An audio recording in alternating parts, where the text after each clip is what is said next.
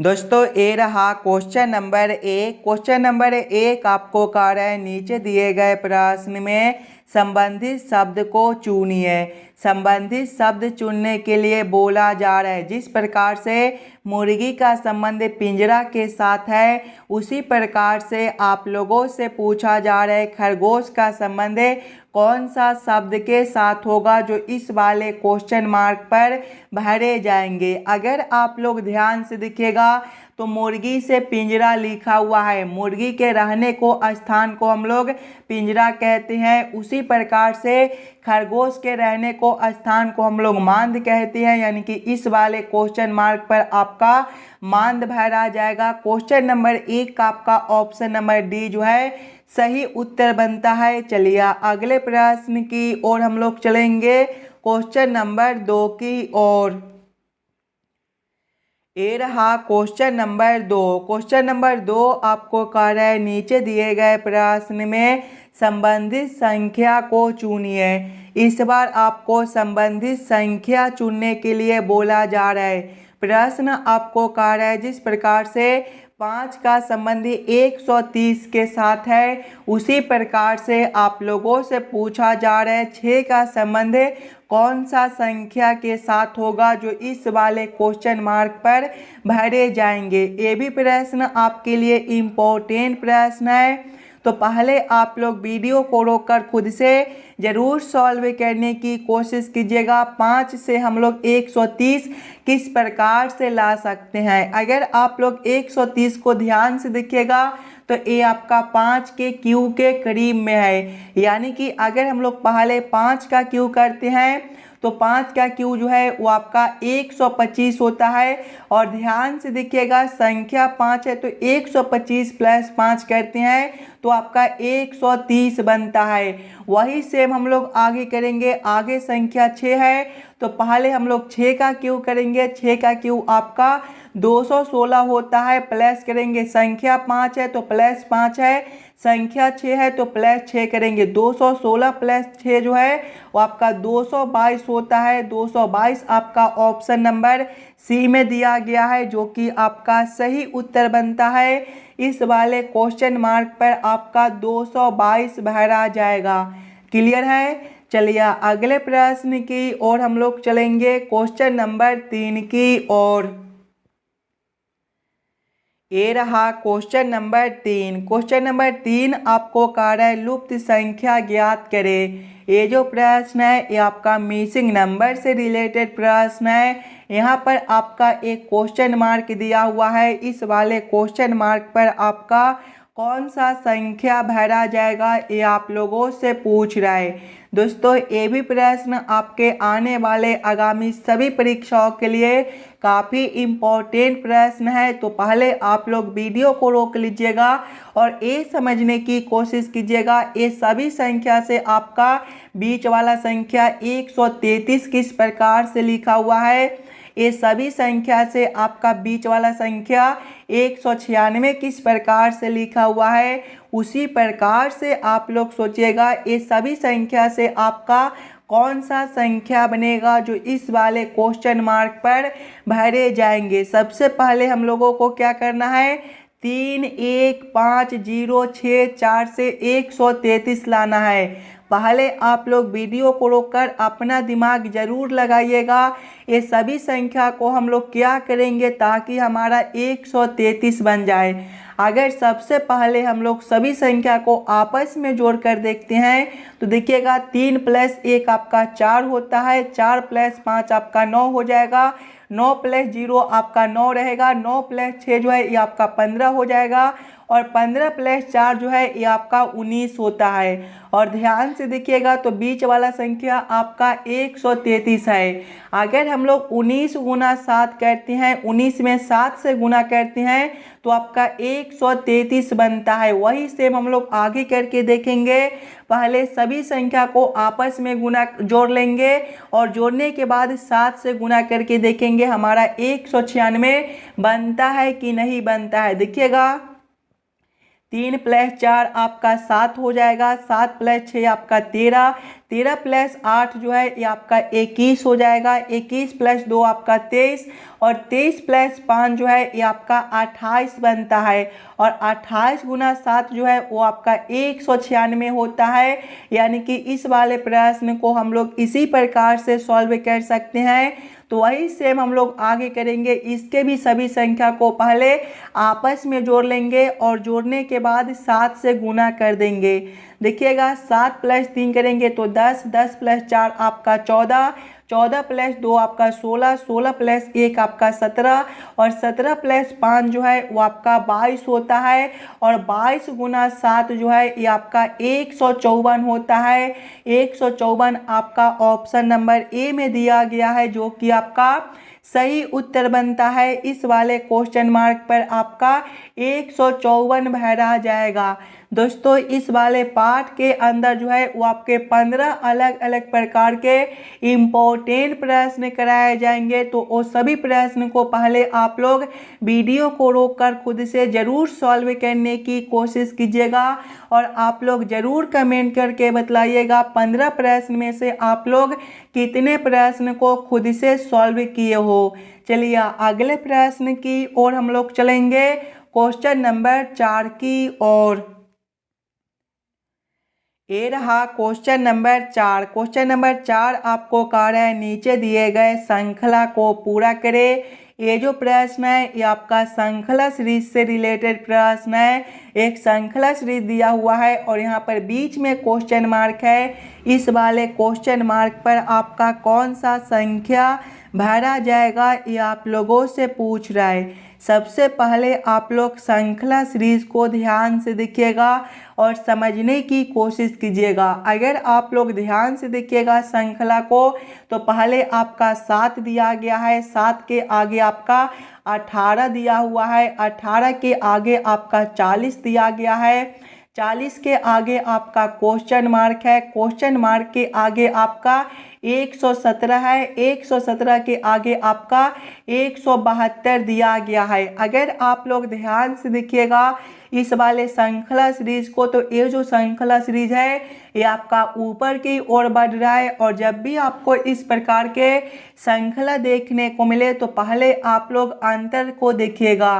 देखिए 7 से आपका 18 है, प्लस 11 का अंतर है, 18 से आपका 40 है, प्लस 22 का अंतर है और आगे आपका क्वेश्चन मार्क है। और क्वेश्चन मार्क के आगे अगर आप लोग देखिएगा तो देखिए 117 से आपका 172 दिया गया है। यहाँ पर जो है वो आपका प्लस 55 का अंतर बनता है। ध्यान से देखिएगा प्लस 11 का अंतर है, प्लस 22 का अंतर है। यहाँ पर जो है वो आपका प्लस 11 कर दिया गया है। आगे देखिएगा तो उसी प्रकार से जब हम लोग 22 प्लस 11 करेंगे तो आपका कितना हो जाएगा, 33 हो जाएगा। यानी कि अगला अंतर जो है वो आपका प्लस 33 का बनेगा। 40 प्लस 33 आपका कितना होता है, 40 प्लस 33 जो है वो आपका 73 होता है। 73 से आगे देखिएगा तो आपका 117 है। यहाँ पर देखिएगा जब हम लोग 73 प्लस करेंगे, देखिएगा जब हम लोग 73 प्लस करेंगे 44 तो आपका 117 होता है। और देखिए 33 प्लस 11 जो है वो आपका 44 भी होता है और 44 प्लस 11 जो है वो आपका 55 भी होता है। यानी कि इस वाले क्वेश्चन मार्क पर आपका 73 भरा जाएगा। 73 आपका ऑप्शन नंबर बी में दिया गया है, जो कि आपका सही उत्तर बनता है। क्वेश्चन नंबर 4 का आपका ऑप्शन नंबर बी सही उत्तर हो जाएगा। इस वाले क्वेश्चन मार्क पर आपका 73 भरा जाएगा। चलिए अगले प्रश्न की ओर हम लोग चलेंगे, क्वेश्चन नंबर 5 की ओर। ये रहा क्वेश्चन नंबर 5। क्वेश्चन नंबर 5 आपको कह रहा है नीचे दिए गए अक्षर श्रृंखला को पूरा करें। दोस्तों ये भी प्रश्न आपके लिए इम्पोर्टेंट प्रश्न है। अक्षर श्रृंखला से रिलेटेड प्रश्न दिया गया है।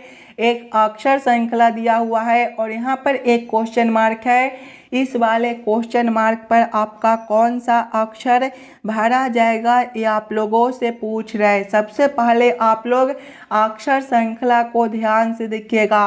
अक्षर श्रृंखला को देखिएगा तो पहले Y से आपका S है। देखिए Y जो है ABCD के क्रम में 25वें नंबर पर होता है और S आपका 19वें पर। यहाँ पर जो है वो आपका देखिएगा तो -6 का अंतर बनता है। आगे देखिए S से आपका N है, S आपका 19वें नंबर पर होता है, N आपका 14वें पर, -5 है। आगे देखिएगा तो N से आपका J है, N आपका 14वें नंबर पर होता है, J आपका 10वें पर, -4 है। आगे देखिएगा तो J से आपका G है, J आपका 10वें पर होता है, G आपका 7वें नंबर पर होता है, -3 है। और आगे आपका क्वेश्चन मार्क है, ध्यान से देखिएगा, -6 है, -5 है, -4 है, -3 है, यानी कि अगला अंतर जो है वो आपका -2 का बनेगा।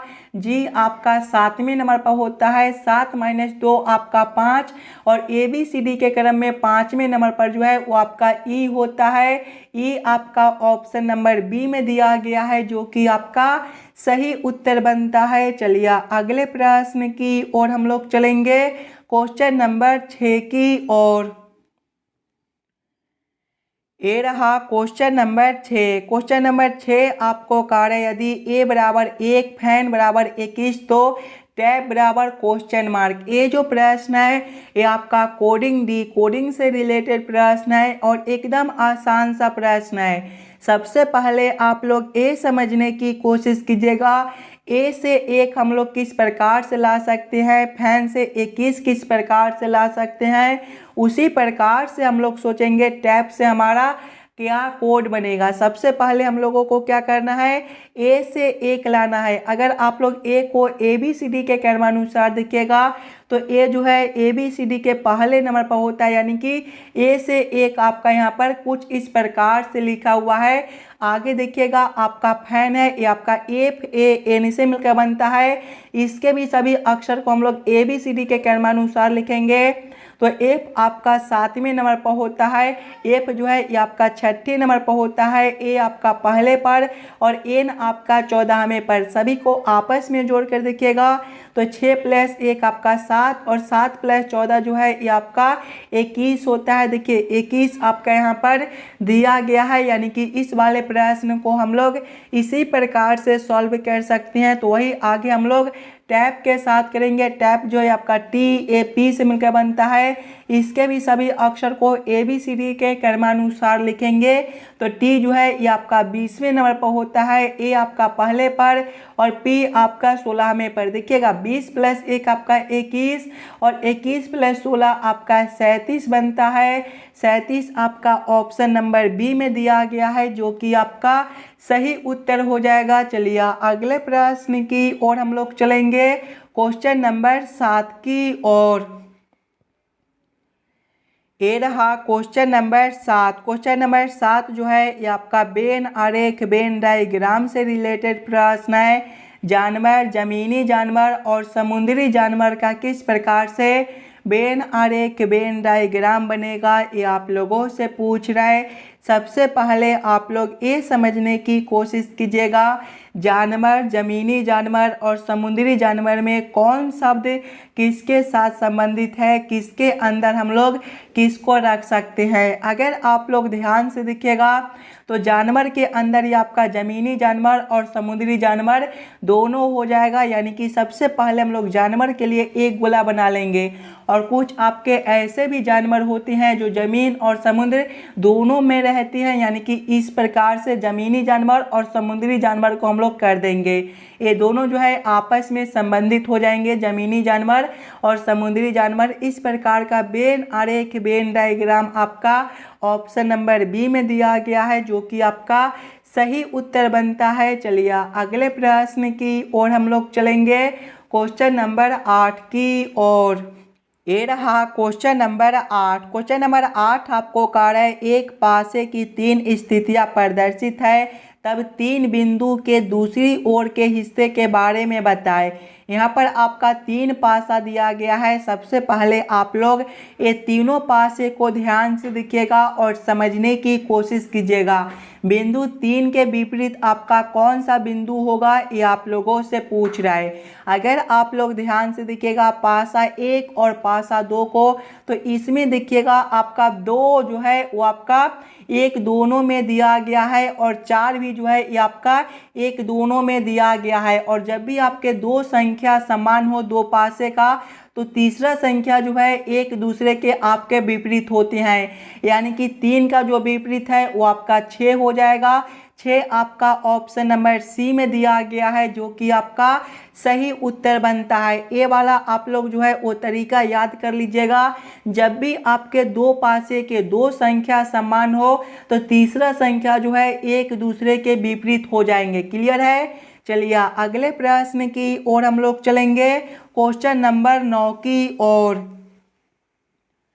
ये रहा क्वेश्चन नंबर 9। क्वेश्चन नंबर 9 आपको कह रहा है नीचे दिए गए निम्नलिखित शब्दों का सही क्रम बताएं। फर्नीचर, जंगल, लकड़ी और वृक्ष का किस प्रकार से सही क्रम बनेगा, ये आप लोगों से पूछ रहा है। अगर आप लोग ध्यान से देखिएगा ये सभी शब्दों को, तो ये सभी शब्द में सबसे पहला शब्द जो है वो आपका दिखेगा तो जंगल हो जाएगा।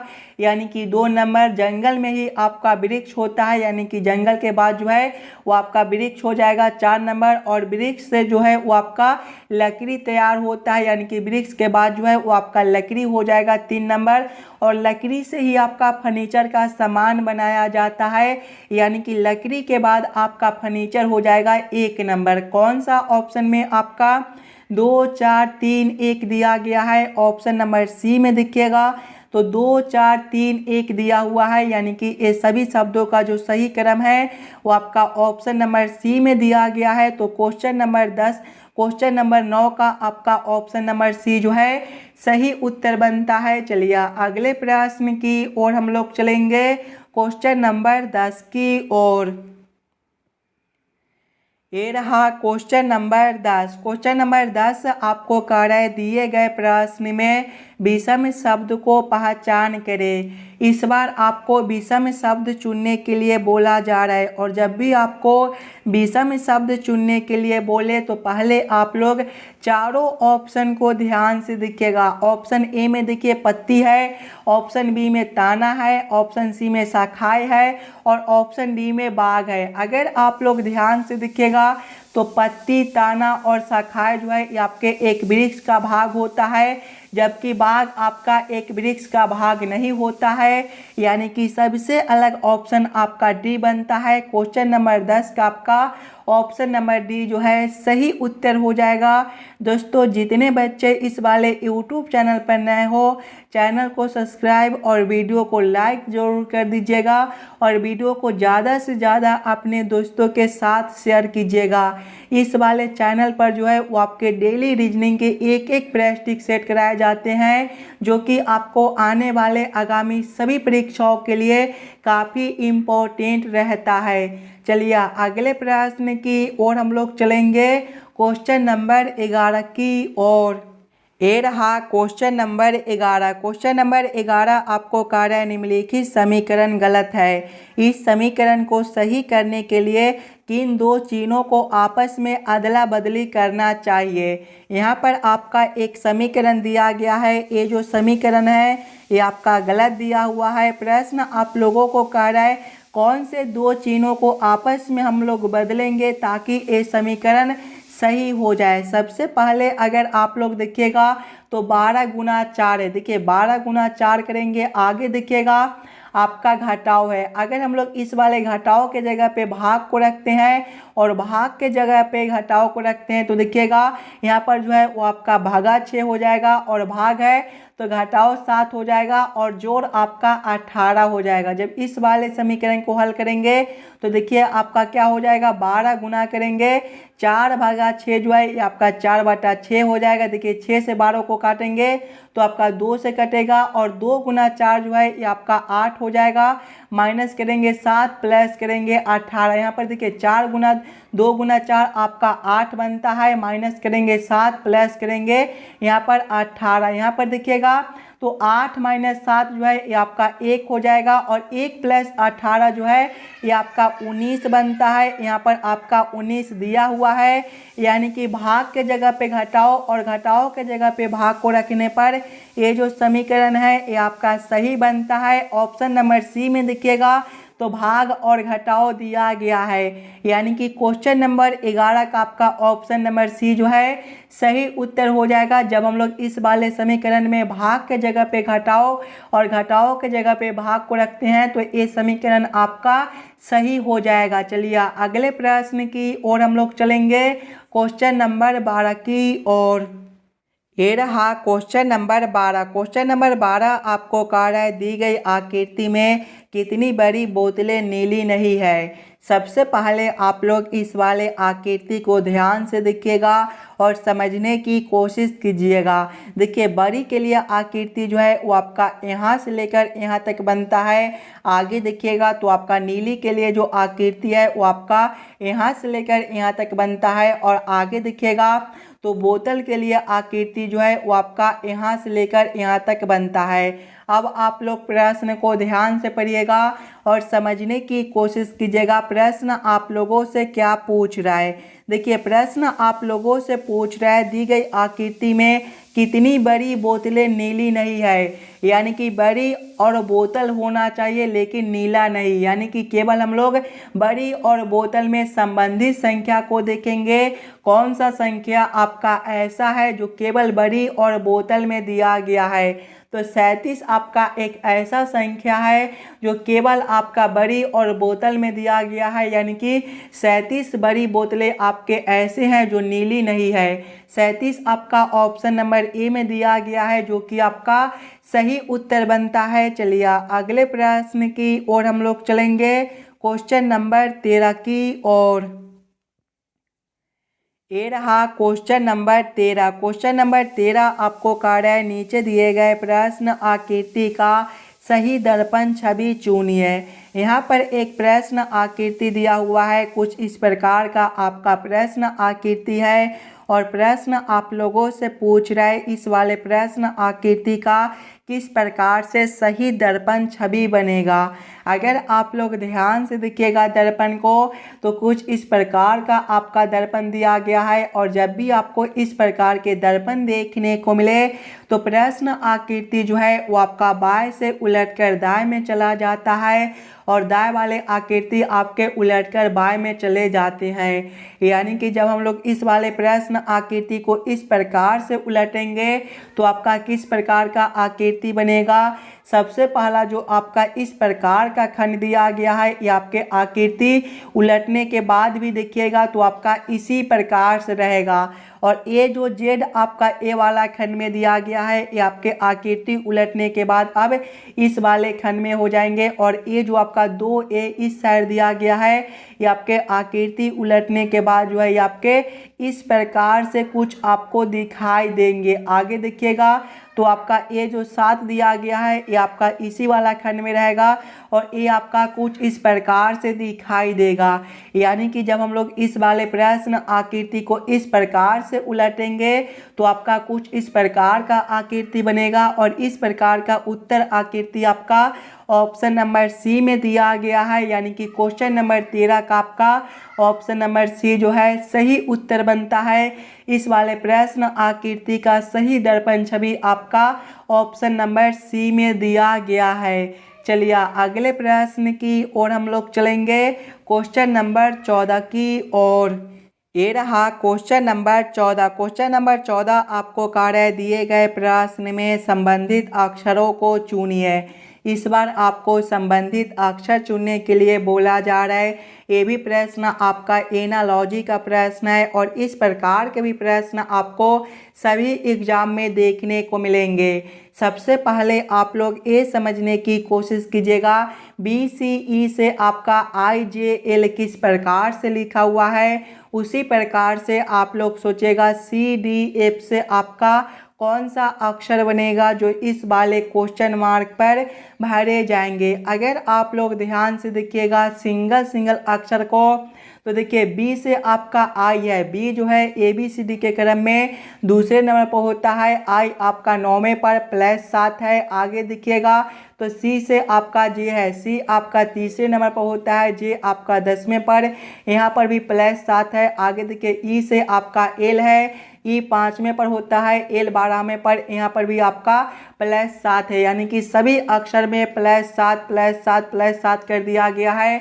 तो वही सेम हम लोग आगे करेंगे, सभी अक्षर में +7 +7 कर देंगे। देखिए पहले आपका सी है, सी आपका तीसरे नंबर पर होता है, 3 + 7 आपका 10, और 10वें नंबर पर ABCD के क्रम में आपका जे होता है। आगे आपका डी है, ये आपका चौथे नंबर पर होता है, 4 + 7 11, और 11वें पर आपका के होता है। आगे एफ है, ये आपका छठे नंबर पर होता है, 6 + 7 जो है ये आपका 13, और 13वें पर एम होता है। कौन सा ऑप्शन में आपका जे के एम दिया गया है, तो जे के एम आपका ऑप्शन नंबर बी में दिया गया है, जो कि आपका सही उत्तर बनता है। चलिए अगले प्रश्न की ओर हम लोग चलेंगे, क्वेश्चन नंबर 15 की ओर।